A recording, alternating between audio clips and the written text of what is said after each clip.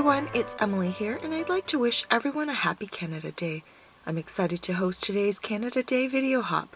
I'm joined by over a dozen of my fellow Canadian YouTubers, and we're featuring a variety of crafty projects featuring products from Canadian stamp manufacturers and artists. We also have 15 generous sponsors giving away a total of 30 prizes worth over $1,000. I will share more at the end of this video. Studio Katia is one of our generous sponsors, and they sent many of us product to use for this hop. I combined products from their new release with older ones in my stash to create 3 different projects. For this video, I'm going to show you 3 ways to use Slimline dies. This particular set is called the Dotted Slimline Set 2 dies. I'll have a link to this and all of the products I use in the description below. The Dotted Slimline Set 2 comes with 3 dies, and they stack over top of each other. You can use each of these by themselves or by mixing and matching with each other. The biggest one just has the dotted edges and measures 3.5 inches by 8.5 inches, which is the size of a standard slimline card, and fits in a number 10 business envelope. The middle die features a scalloped edge with little holes cut out of it, as well as dotted lines on the inside of those holes. I really love all the details on this one. The smallest die in this set is an inside-out die, with the dotted lines on both the inside and outside. If you cut this from one of the other 2 dies, you'll see the dotted lines on that other die too, so that the frame itself will also show the dotted details, which I love. My first project is going to feature the largest and middle dies from this set.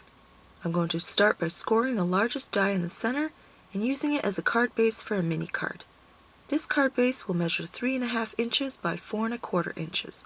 I like to score my card bases on both sides, and then I also score the fold line in my scoreboard using the side of my score tool. This way the cardstock doesn't split at the fold, and it's also nice and neat. You can use this mini card base in either direction. I normally like all of my cards to open from the right, but this one will open at the bottom. I'm going to use the middle die as a mat for my mini card, and it measures 8 inches long, so I'm going to use my paper trimmer to cut it right in half. I can either make 2 mini cards at the same time or save this for later. Here's how it looks as a mat on the dotted card base. The smallest die is 2 inches by 7 inches, making it the perfect size for a bookmark, so that's how I'm going to use this one. My third project using these slimline dies is going to be a Z fold card. Depending on where you live, you'll say this differently, but Canadians call the last letter of the alphabet a Z. I'm showing the largest die against an A2 envelope. I basically used a piece of printer paper to gauge where I was going to fold the die to turn it into a Z fold card. Printer paper is pretty flexible, so it was easy to decide. Then I just put my fingers down where I wanted the folds to be and measured exactly where to score the actual cardstock. You can also do this with the middle die, but your card will be much smaller. I've written where to put the score lines for the Z fold with the largest die, and these are at 4 inches and 5.75 inches. You can see how this card forms a Z when it's standing up, and I love that it's quite sturdy to display. If you're making a card with the middle die, these score lines aren't based on the measurements, but rather positions between the scallops. I will score after the 10th and 15th scallops or holes. I don't count the corner hole. The divot lands at approximately 3.5 inches, but I have to shift my cardstock just a little bit to line up the divot with the score line. Then I count 5 more holes and score in the divot after that one, which is just after 5 inches. The reason I do this is so that when the card is in the flattened Z fold, all 3 layers of scallops line up. Another new product from Studio Katia is the CRAFTASTIC stamp and die set. I just love this cute little mug filled with craft supplies. It has a coordinating die plus a die to cut out the middle and create a shaker, a coordinating die for the little label that can be used on the mug or separate, as well as the word crafty. I love that there are 2 ways you can use the word crafty with this set. It's such an affordable and fun little set.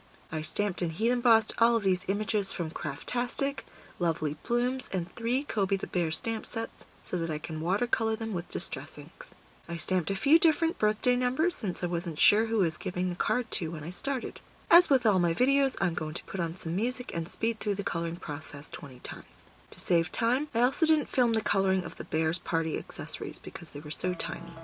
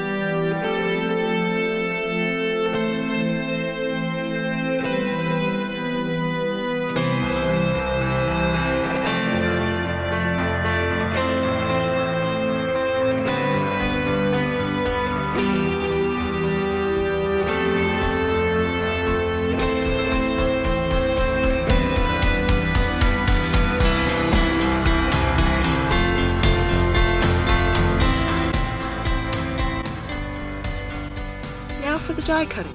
This mug die from CRAFTASTIC is solid, so you can't see through it if you stamp and color before die cutting. Here's my workaround so I know that it's centered on the image before running it through my die cutting machine.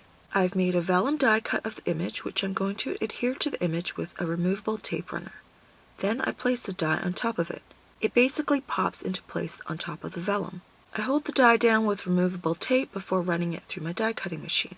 The vellum did the trick perfectly, and now my CRAFTASTIC mug is ready to be turned into a shaker and put on my mini card base. I'll be using the Lovely Blooms image on the bookmark, and I just have to determine which part of the image I want featured on the bookmark.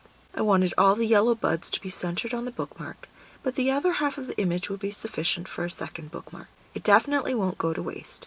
You'll notice that the watercolor panel was not long enough for the Slimline die, but that doesn't matter because I had always planned to fussy cut this image and apply it to the original linen bookmark from the start of this video.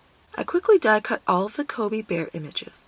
They're so cute all grouped together, and I love seeing all the pieces come out of the die cutting machine. Now I'm going to go back and die cut the shaker part of my CRAFTASTIC mug.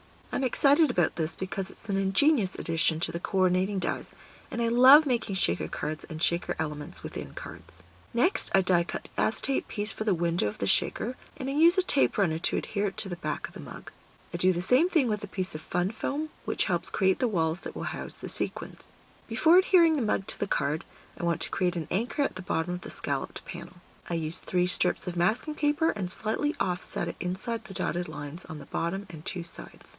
Then I take Evergreen Bow Distress ink and use a life-changing blender brush to lightly sponge the bottom third of the panel.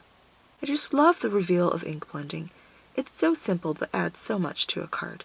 Before stamping the sentiment on the panel, I adhere the bottom layer of the mug to the panel with Studio Katia's liquid glue. I'm using 3 separate word stamps to create my own sentiment that says, "Sending CRAFTASTIC wishes." I stamp from the bottom up after gauging their positioning.